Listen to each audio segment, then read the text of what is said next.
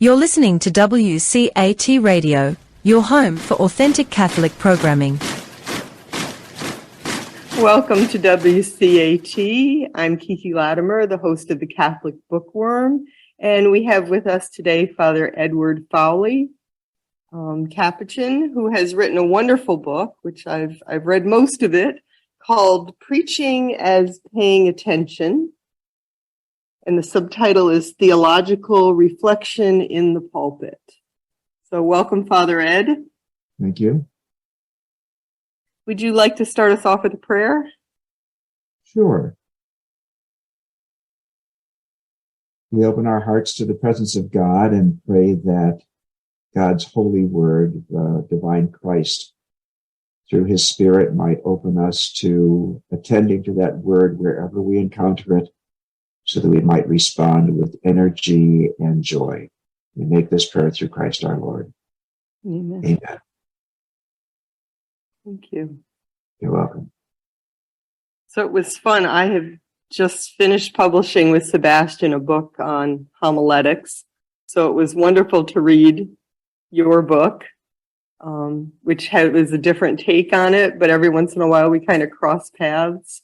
Mm-hmm. Can you tell us a little bit about both your background and what motivated you to write the book? Well, I'm a Capuchin priest who has taught liturgy and some preaching for some 40 years. I have a couple of graduate degrees, including a PhD from Notre Dame, and for a long time was a professor at Catholic Theological Union in Chicago, where I mostly taught liturgy and presiding, but when you teach presiding, you listen to a lot of preaching. And also, I have been an active preacher in basically two parishes in the Archdiocese of Chicago for probably about 35 years. So it's my own pedagogical concerns about what preachers are learning and how they're evolving, and it's also about my own evolution as a preacher. So actually that motivated me to write a book probably about 20 years ago on preaching that liturgy training publications asked me, it's still in print, but they asked me to rethink it and do something a little new. So it was their impetus that was behind this. You have a lot of experience in the pulpit. I was ordained a presbyter in 1975, so I've been doing this for 47 years, yes. So in your book, you discuss the sciences a lot. Right. You want to talk to me about that a little? Because it was very interesting. Well, part of it is related to a larger project that I'm doing on preaching with the sciences through the John Templeton Foundation. They've given us a grant through Catholic Theological Union. My concern in general is that I don't find a lot of preachers terribly imaginative. And so for me, it's about imagination, because we're imagining God and we're imagining our journey to God. And we're trying to help the baptized to continually reimagine their journey as they move through life. And I just find science is enormously imaginative, that scientists are always dealing with mysteries, trying to solve the unsolved mysteries. And also that when I went to college 1,000 years ago, most people were getting a degree in the humanities. Over 60% of the people when I was a college student were getting a humanities degree. And today that's under 20% in the United States. And the vast majority of people going to college are getting degrees in STEM, science, technology, engineering, math. And that's a group that the Catholic Church is not doing a great job connecting with, young adults. So it just strikes me that both it's so imaginative and the scientists give us incredible analogies, but also that it's maybe more part of the world that we need to move into so that we can have a dialogue with and learn from young adults. Well, we certainly need outreach to young adults. There's also the concept of that there's a huge divide between faith and reason and faith and science. So bridging that gap would be important. Right. And I mean, the interesting thing is our current Pope actually I think his first degree was in science. And theology itself in the Middle Ages was considered scientia. It was considered a science. So I just find that, and there's some great writing on this. Ian Barber has probably got the best book on it, on science and religion. But I think that they're mutually beneficial. I actually was recently invited to give a lecture to a couple of hundred scientists from across the world, many of whom have completely different belief systems than myself. And my whole goal of the lecture was to tell them how important their imagining is to me and to helping me reimagine the faith journey through quantum physics or neuroscience, or actually it was a conference that was focused on vacuum tubes. But I mean, their minds go places that mine don't. And just like God's, Yeah. God's mind is not mine. So my job is to expand mine. And tapping into the imagination in the pulpit, within the homily, does capture people's attention. Absolutely. And I find you mentioned the use of stories quite a bit. Right. I mean, obviously Jesus used stories. We all love stories. I coach storytellers, and in the storytelling community, per se, it's always, there's nothing better than a good storyteller and nothing worse than a bad storyteller. So teaching people how to be storytellers and how to tap into the imagination is very important in homily, it would seem to me. Absolutely. I mean, and in some bridging ways, that gap for young people. Who, as you mentioned, they're sort of leaving the church in droves these days, or attending sporadically. So when they are there, you want to catch them and speak to their heart in something that makes sense to them. Right. Well, I mean, storytelling, it's both important theologically, because as many scripture scholars will note that even Amos Wilder famously talks about the Hebrew Scriptures, one of the fundamental strands of narrative that go through the Hebrew Scriptures is storytelling. And as you mentioned, Jesus was a celebrated parabler. I mean, he knew how to tell a story. But also what we're learning is that from the sciences, from psychology and even from neuroscience, that storytelling requires active participation. If you tell a good story, if you're an effective storyteller, there's a gap that's created by the storytelling, and the person who's listening has to fill in the gap. So that it's sort of like telling a joke. When you tell a joke, the joke works if somebody fills in the gap. That's why if you work across languages, one of the most difficult things is to get people to fill that gap because they don't always know the context. So a story allows people to it's actually a form of active participation in the preaching, so that they're not simply not just getting information, but they themselves are trying to connect the dots. And my job is to get enough dots out there that people can connect them in their own way. Not in my way, but in their way. You have to reach a point in the homily where you receive an image, where you get that, where you can connect the dots and you get an image, and that image can stay with you. Make it out, I always say, make it out of the parking lot, Absolutely. You mentioned cultural references in your book, and you had a concern that this might seem like you're pandering to sort of the lower levels of the culture. Well, I mean, making cultural connections is responding to the contextual nature of all preaching. There is no such thing as universal preaching. Right. Just like there's no such thing as universal theologizing. All theologizing, like politics, is contextual. Now, some theologies have resonance across more contexts than others, but preaching has to be contextual. Right. And part of your credibility as a preacher is resonant with a community that understands that you know what's going on in the world. Right.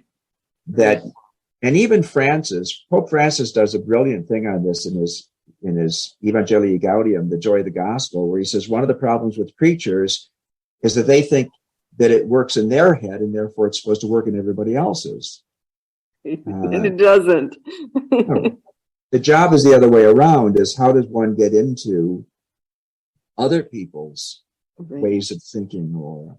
And popular culture is an indicator of what sparks people's imagination. So it's some would call it it's a form of Christian humanism, where you start with what's human and you start with what's experiential. Absolutely. But you don't stay there. Bishop Barron has done a great job of going out into the culture, reviewing the movies that everybody is seeing, tapping into what's good, pointing out what's not good, but tapping into what's good in films, books. And you have to know what people are, reading and doing out there. I'm a little cautious about critiquing the arts. And one of my mentors, Nathan Mitchell, always used to say people suspect that God loves Mozart more than Randy Travis, that we love the poor, but we hate their art. So I try to be a little cautious about what I try to do is use something that might have some appeal and get people engaged. I do not want to use the pulpit as a place for critiquing the arts, or it's easier not to mention that and to go someplace that's more grace-filled than moralizing. Right. But certainly mentioning things, you mentioned the movie Frozen, which obviously every child in your parish is going to see that. And their parents. And their parents. So a cultural reference to that certainly would get their attention. It's like, oh, Father knows what we went to see, Well, also there's wisdom in some of these. So I use the example of Frozen because one of the lead characters, everything she touches does freeze. And it happens through her hands. And I was preaching specifically a homily at a time when the President of the United States and the Speaker of the House weren't even shaking hands at the State of the Union address. There's something going on when we can't even do that kind of most human engagement.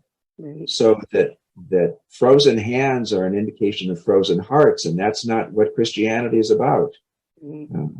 So it seems to me that those are maybe entertaining images, but they often have quite potent wisdom in them. They do. And again, images that people can remember and take home with them. Frozen hearts, frozen hands, frozen hearts. There's an image there that's easy to hold on to. That's good. You mentioned also in your book, which I loved, the importance of bringing important cultural events into the homily. I've been at Mass when, especially when something horrible has happened in the community. I talk about it in my book, Home for the Homily. Something's either happened in the church community, the hometown community, the national community, or the world community, like 9/11 or, some terrible thing. And it's on everybody's hearts. Everybody's thinking about it. Everybody's weighed down by some event. And then it's not mentioned in the homily at all. And it's like, hello, like, who are you? Do you not know that the sheep are in pain over this event that has occurred? And I when I was teaching homiletics, I remember saying, like, if you have a homily planned Saturday morning and Saturday afternoon, something horrible happens. You have got to find a way to bring it into that homily, even if it obviously wasn't in it on Saturday morning. It's got to be there Saturday night and Sunday morning. You can't just pretend, well, it happened after I wrote my homily, so I'll talk about it next week. It's your community in front of you is in need of your recognition of the event, and they need healing for the event. And so if Father from the pulpit doesn't even mention the event, it's very disconcerting for parishioners. Or deacon. Or deacons. Well, part of the impetus was that there was anecdotal information that after 9/11, a lot of people did not preach about 9/11. It was mentioned in the Prayer of the Faithful. And some folk, and there was actual writing about this in the Journal America, that they said, well, it wasn't in the readings. But it's a very narrow understanding of Roman Catholic. Well, also Roman Catholic law does not require us to preach on the readings. Those are central, that we continue to engage, but the Constitution on the Sacred Liturgy says, the readings or other sacred texts, like including Eucharistic prayers or prefaces, and the mystery being celebrated. Right. So it's not only if it happens on Saturday afternoon. When I'm preaching on Sunday morning, one of my jobs is to get up early enough, not only to get vocalization and have a body that's working, but also to find out what happened overnight. Right. Yeah. I'm actually going to be doing I'm preaching. I've accepted a fellowship at the University of Notre Dame in preaching this fall, and I'm going to be teaching one advanced course in preaching. And one of the exercises will be inviting these preachers who have already had a semester of homiletics to take what they consider their best homily. And that morning, each one of them will be given something that happened that morning. And how do they improvise? And improvisation is an important part of preaching. You have to improvise both when things happen before the preaching, but sometimes also things happen during the preaching. So you have to be attentive when children are crying, or somebody has a heart attack, or the fire alarm goes off, or the lights go off, or the air conditioning goes off. How do you're a person. You have to respond to the environment. Right. Yeah. I was at a mass once where someone, I don't know if they had a heart attack or whatever, but something bad happened in the middle of the homily. The priest stopped. The EMT and the ambulance people came in. They got the person, they took him out, and the priest just went on with the homily as if nothing had happened. It's really fascinating. Right. Well, we don't teach people improvisation ordinarily. And we have a lot to learn from, just like we have a lot to learn from the sciences, we have a lot to learn from people who do this professionally.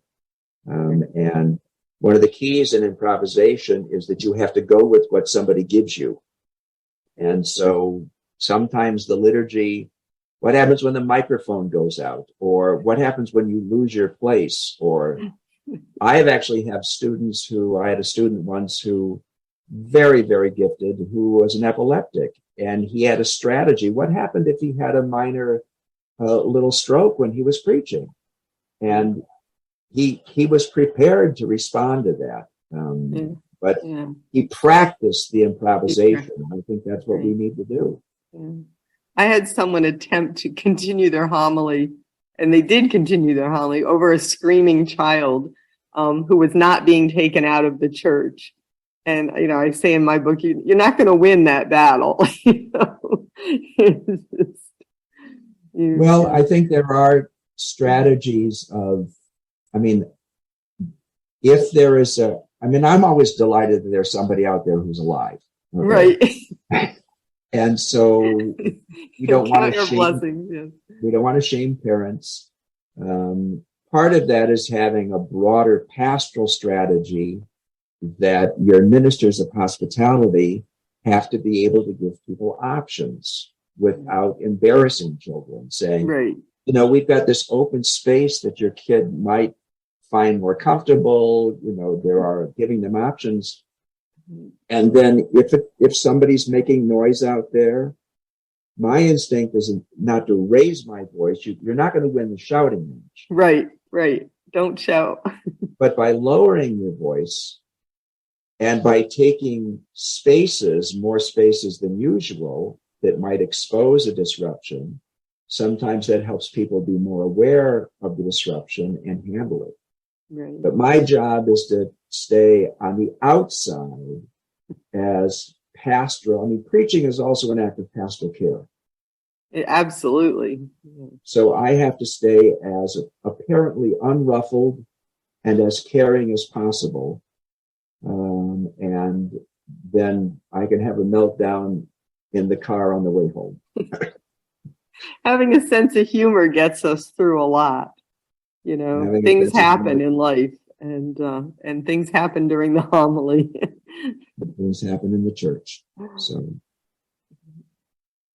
So I asked you to send me a few questions, and one of the things I always ask is, your target audience, who you're hoping to reach, and what were your main things that you're hoping people will take away from your book?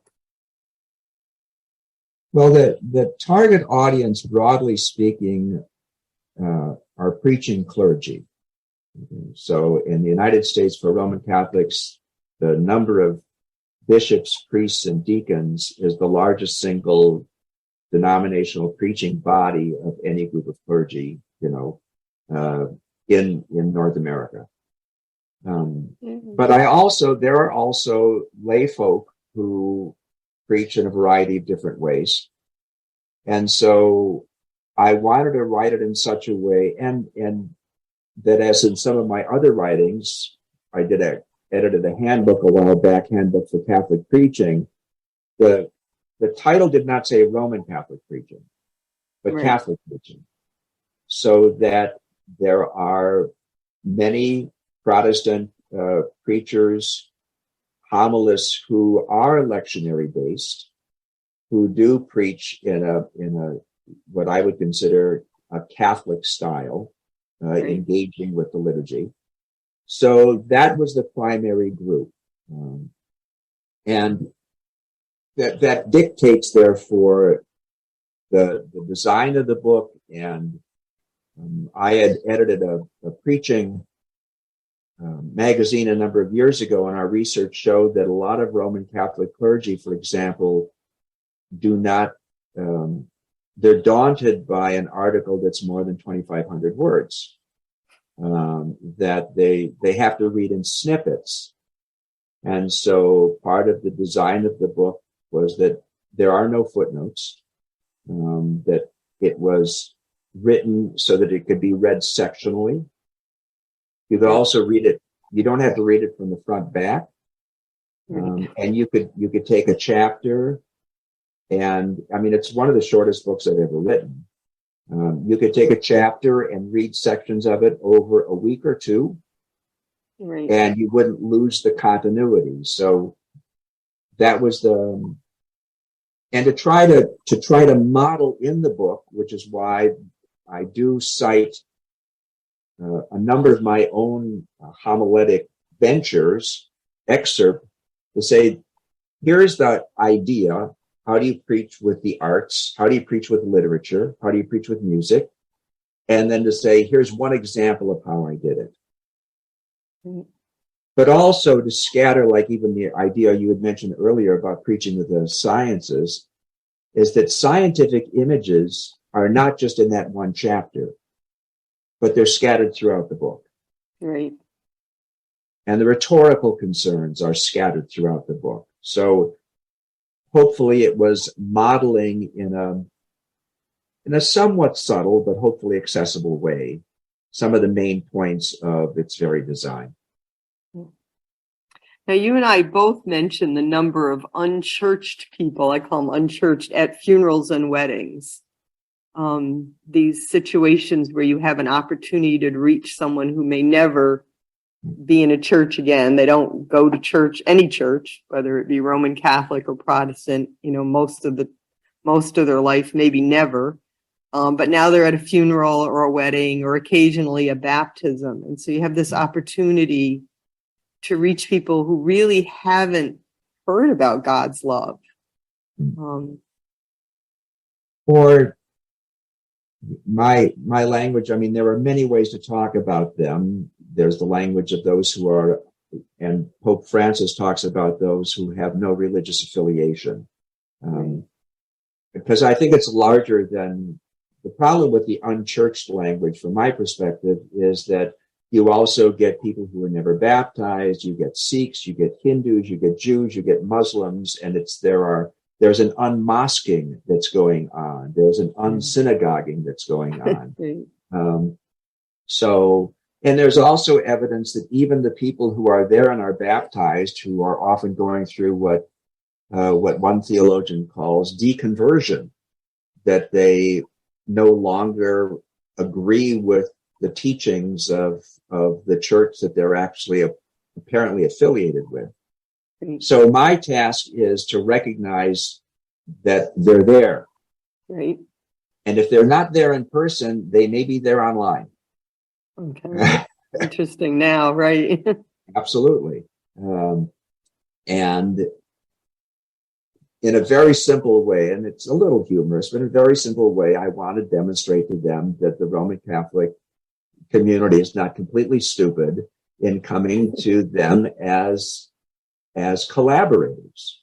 And this is what Pope Francis talks about in Evangelii Gaudium. He says, some of the people who are unaffiliated are still some of our most important, he calls them precious allies for human dignity and for standing up for rights so I want to, and it's a little bit the style of what the great theologian David Tracy talks about, is saying if religion, without having to convert people to us, we still can collaborate with them on global commitments and global needs. And so our preaching is one of the ways we say, I'm a credible dialogue partner with you on this. Mm-hmm. Mm-hmm. And that also suggests different strategies for preaching. So in my preaching, I ordinarily do not start out with doctrine. Because I think if you start out with doctrine, that people who, even the affiliated who may not agree with the doctrine, I think it puts them back into looking at their cell phone. But if I begin with the human experience, as you were talking about, what's going on in the world, or what's going on in culture, or storytelling, or then it's easier to invite them in. And I just like Jesus' disciples experienced his humanity before his divinity. Mm. And so my job is to engage them in the human side of Christianity and the human part of Christology, and then move to the divine. If they want to follow me, great. If they don't, at least we've shared a spiritual space. Right. You have a wonderful quote. Do you have the book handy there? On page 22, you have a beautiful quote by Madeleine L'Engle. Oh, yeah, she was... who's one of my favorite writers. I haven't read her in a long time, but... She's really quite magical and certainly has a way with words. Yes, she does. 22. Oh, yes. We do not draw people to Christ by loudly discrediting what they believe, by telling them how wrong they are and how right we are, but by showing them a light that is so lovely, they want with all their hearts to know the source of it. Oh, I just had never heard that quote. It's really beautiful. And it says so much very succinctly. Well, it's like Pope Francis's point about saying, too many people up there look like they've just come back from a funeral. Right. And that's why his joy and his enthusiasm for the world and for the people of the world not always for what they do, but for the joy of gospel living. And I think we have a responsibility to radiate some of that hope and always give people hope. Yes, absolutely. Well, it was beautiful to read her words. Like I said, it had been a long time, and I always joke to people. There's a scene in that, I don't know if you've ever seen the movie is it Harry and Sally, or Harry Loves Sally? Right. I want what she's having. And does anybody want what you have? Right. I've seen, like you're saying, I've seen, been at a mass and I look up there and everybody looks very unhappy and the priest looks unhappy and the homily is unhappy. And I think, I don't want what he has, and probably nobody else does either.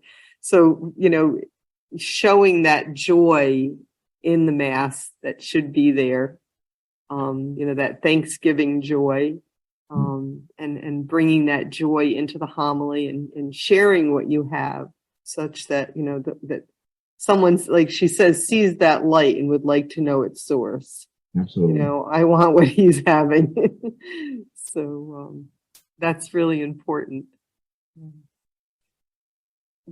I think I know you do mention it. I can't think of exactly where in your book, but that division that we often find of us versus them. There's a famous, I don't know who the bishop was, but he said something, I have it somewhere in my book, something defective. We want everyone to feel included, from us all the way down to them.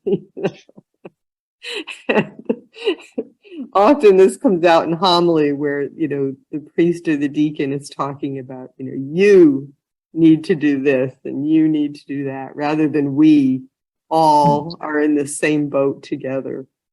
You bring that out in your book. You want to discuss that a little bit? Well, I think it's part of one of the fundamental premises of the book is that preaching is an act of theological reflection. And theological reflection is basically asking, where is God in these events? But we can't do this as outsiders. We have to do it as insiders. And it's one of the great changes, and a lot of these are fundamental liturgical and not just preaching principles. The fundamental theology of the Vatican II liturgy is that it's done by Christ, head and members. I mean, it says that in the Constitution on the Sacred Liturgy, and it says it in canon law. It says it in the general instruction that the liturgy, different from the pre-Vatican II liturgy, which was done by the priest, and all of his language, the Latin was all singular, I, me. But the liturgy of Paul VI is a we, us. And if it's something that Christ does head and members, then the preaching, which is not just in the liturgy, but the preaching itself is a liturgical act. The preaching also has to be done by Christ, head and members, so that the assembly is not an audience. They're not, and the priest is not the subject of the preaching. The subjects are Christ, head and members, and the preacher's job, the deacon's job, the bishop's job is to facilitate that dialogue. Right. I refer to it as a dialogue, that the homily is a dialogue, and people look at me like, what? I was like, oh no, it's, Pope Francis uses that language, and in Evangelii Gaudium. So that's why this image of, I had a great teacher who said that image on the ceiling of the Sistine Chapel where God is reaching out in the creation of Adam, but Adam is also reaching back. Adam is not completely passive. And that gap is really important. He says that in that gap, that's where liturgy takes place. Mm-hmm. And I think that preaching is one of those places where it's like a spark plug. And my job, I can't close the gap. I don't want to close the gap. My job is to enable people to have a spark between themselves and the God who's inviting them into a relationship. And I'm trying to help spark that dialogue but I can't do that as an outsider or as a superior or as somebody who's not a sinner. I'm And I even in my own preaching often say, well, not real often, but admit the preaching is actually part of my spiritual journey. It's how I'm trying to work out my own connecting that gap. Right. So it's very personal. Yeah, it has to be personal. Yeah. Or it doesn't get received. No one reaches back if it's not personal. Mm-hmm. Beautiful. Do you want to tell me a little bit about how you prepare for homilies? Like, what do you do? Well, I try to do theological reflection. And the first thing I try to do is, and I have some leisure because I'm no longer teaching full time, and I'm not working in a parish where folks sometimes have to be celebrating Mass 2 and 3 times a day and funerals and weddings, and it's exhausting. But I try to look at the not just the readings for the whatever Sunday or feast, but also look at the liturgy itself, because the liturgy itself is a resource there. So I try to look at that material.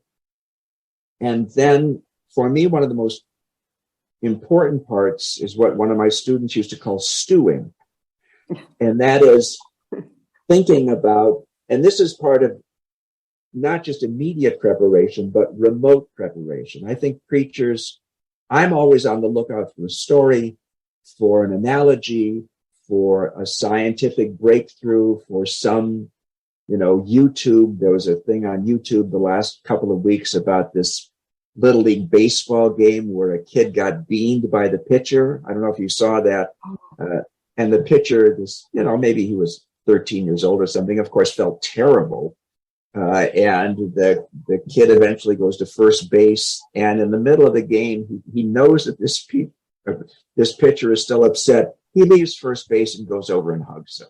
And you're going, I did see that. It was all right. So this is the kind of stuff that you keep in your, and actually I write these things down, and I have a resource of things that I can pull out of. And then you read about these readings and these texts, and then you stew, and then you look around what's happening, and you listen to the news, and you begin to get images, or you begin to get leads. Like this coming story, or this coming week, one of the sections in Luke's gospel is about the narrow gate. How do you preach about a narrow gate? And I go online and I do a lot of work on, there's a great blog called textweek.com. I use that enormous amount. And there was one blogger in there who said, I think a contemporary way to think about the narrow gate is a turnstile. Mm-hmm. And I began reading about turnstiles and what they do and what their benefits are. And they count every individual, and they force you to get rid of your baggage. I mean, when I would go to O'Hare Airport, I would often try to get my roller bag through the turnstile, and I would always get stuck. You can't get through with baggage. And then how do you play with that image and then discover that the turnstile is not a thing, but it's a person? And it's Jesus. And he's the turnstile. And the people that he loved and the people that got overlooked. And so I began developing images, sketching out ideas, and then began to say, okay, this is the order in which I'm going to do them. And then to try to do it in such a way that I do not want the community to know from the beginning where I'm going. Because if they know where I'm going, they'll turn it off and go back to their cell phone or read the bulletin or whatever. But I like to, the famous Eugene Lowry in his book on the homiletic plot says, there's got to be an oops in there someplace where people go, what do you mean? How do you do that? How do you fix that? Where do you go? And then you weave a resolution with them, and you keep them on the journey, the homiletic journey with you. And some of that, I think, is sharing your own vulnerability with people. That, you're, the smelling the sheep, you're in the boat with them, you understand the difficulties I'm always fascinated by homilies that say, you should go to confession. So go to confession. Well, what's keeping me from going to confession? What's the reality of the difficulty there? And so trying to push for homilies that say, well, why don't we go? Why don't we? Because all of us don't like that. So what keeps us? What is the fear or the confusion? So getting in there and trying to not simplify a situation.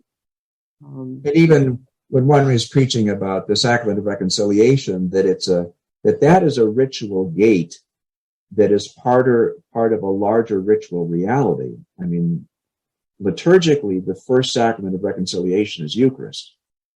So if people are at Eucharist, they are already, and they may not be aware of it, already being invited into reconciliation and the reconciling acts, sort of cracking open the ritual event itself. And that the church has discovered that one-to-one reconciliation is a powerful grace and balm, but it's part of this larger spectrum of reconciliation that the church has to offer. Right. So we're just that offering of the reconciliation, the love, the grace. Right. It's really a beautiful story that we're involved in, and that homily gives you this opportunity to invite people into that deeper relationship of the story, and also into the great resources of the church. I mean, sometimes because we haven't done due diligence and study and understanding, that we forget both our rich traditions. We have a very pluriform tradition, but even around reconciliation, Thomas Aquinas, the great Dominican theologian, says, confession to a lay person is a useful thing. And how do we invite people to start enacting that they're what Paul calls, apostles of reconciliation. So it's not simply going to confession, but being a reconciler. And especially in our families, because that's usually the place where reconciliation is the most obviously needed. Well, the families where we, in one way or another, we all live out our life, right? As family, whether it's the immediate family or extended family, dealing with children, the parish family. I mean, that's where the rubber hits the road. I love everybody except my neighbor.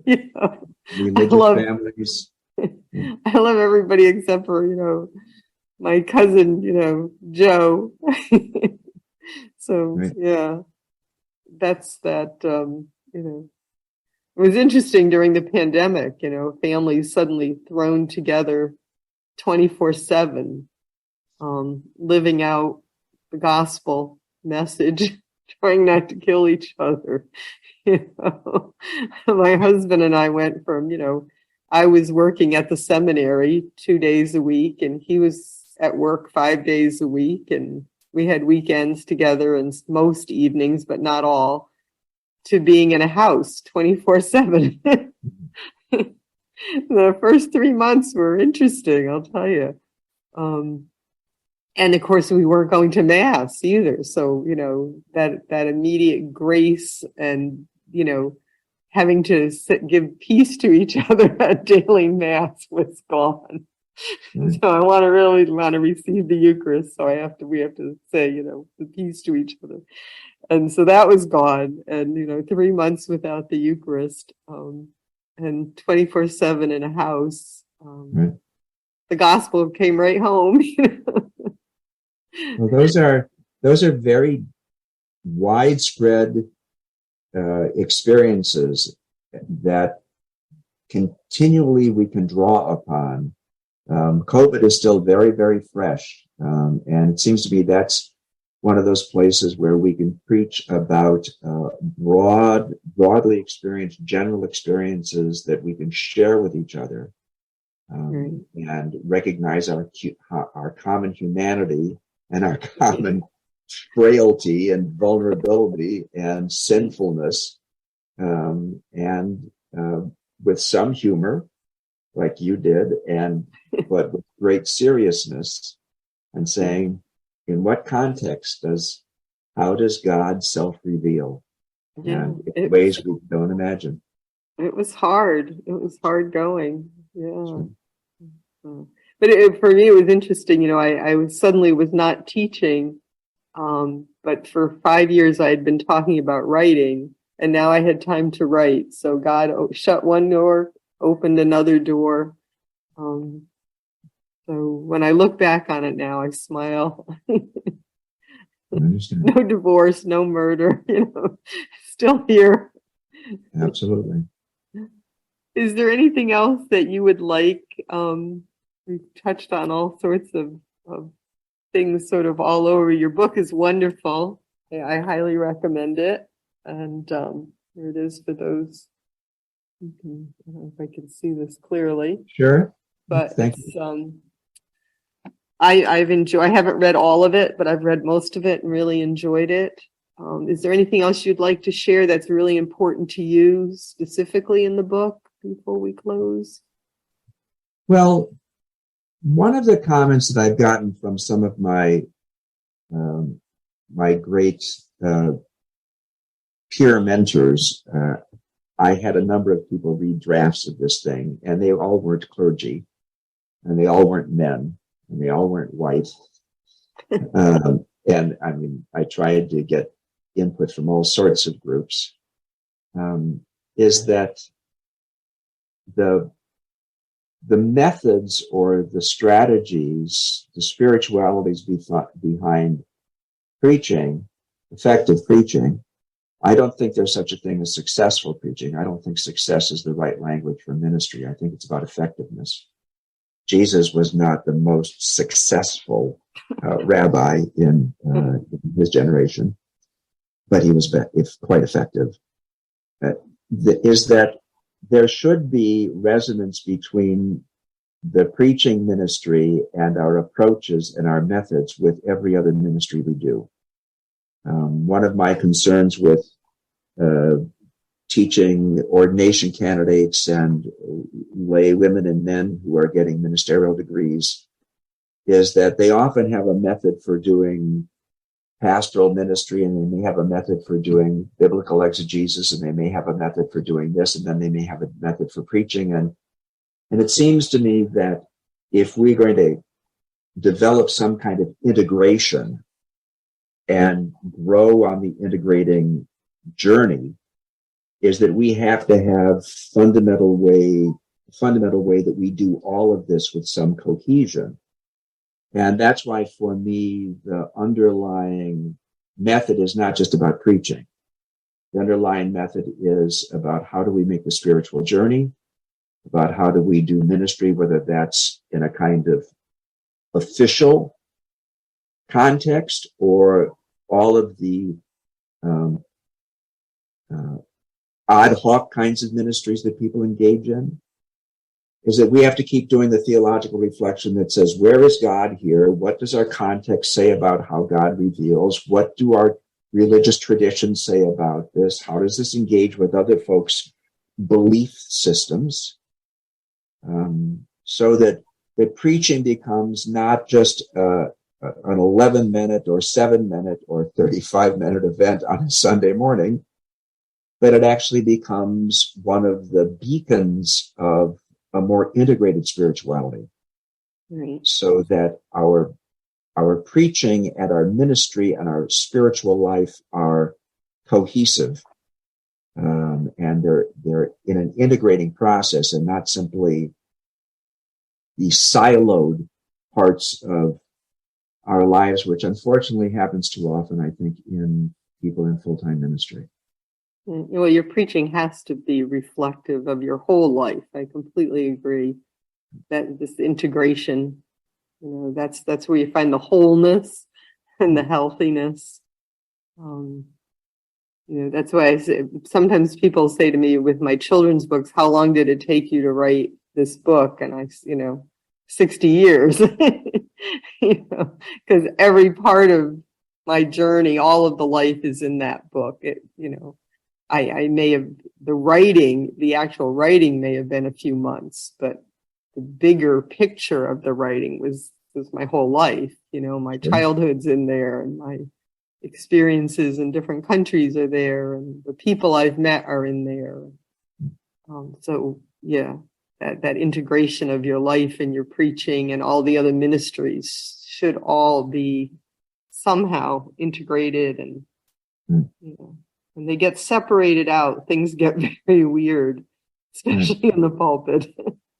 Well, and even when we shape preachers, do we give them some kind of separate method for preaching, or do we find out what are the fundamental methods that they have, approaches for ministry itself, and how does preaching flow from that rather than have some kind of separate methodological pathway that isn't pursued in any other ministry we do?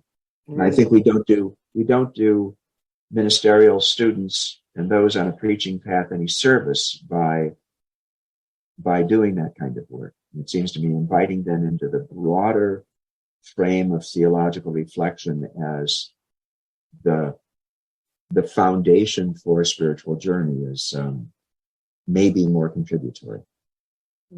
And I liked your idea that you mentioned earlier about letting ideas stew, that stewing process that takes place when you're driving the car, when you're taking a shower, when you're cooking dinner or doing the dishes. And I always recommend those times for prayer as well. Those are great times for contemplative prayer. People say, like, when you're changing the baby's diaper, when you're doing the dishes, and those are times for stewing of preaching and stewing of prayer, and then it all does sort of flow together as one concept. I mean, I listen to a lot of audibles. It's one of the ways, because I have to do so much other reading, that my reading for expanding my mind is more through audibles. And when you're in that stewing process and you're listening to a great book about perception, or about finding the mother tree, or a great piece of fiction, all of a sudden you get this image that says, yes, I had never thought about it that way before. I just finished listening to An Immense World by Ed Yong about perception, and all of a sudden you're listening to something about how spiders or moles or snakes perceive their environment, and you get this insight that you would have never looked that up if you were working on this homily, but it comes as a grace. It does. So staying open to this broad kind of remote preparation that allows us to stew, and you never know what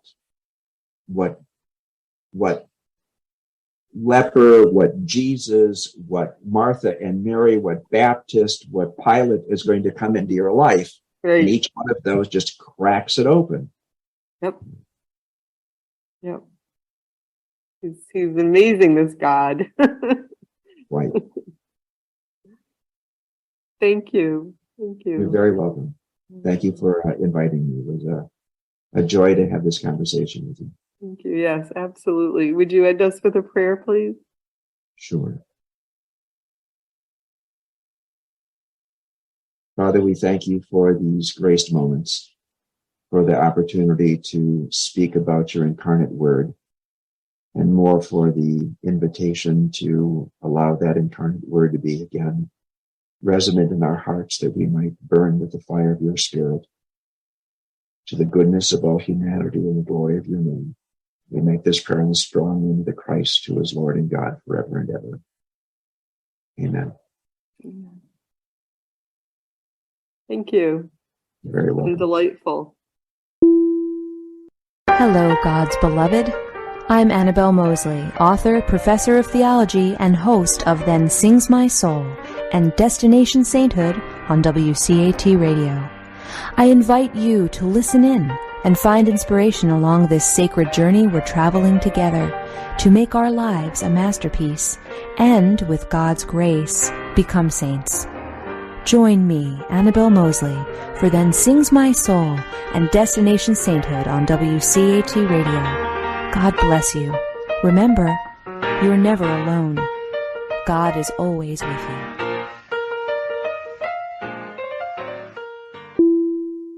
Thank you for listening to a production of WCAT Radio. Please join us in our mission of evangelization. And don't forget, love lifts up when knowledge takes flight.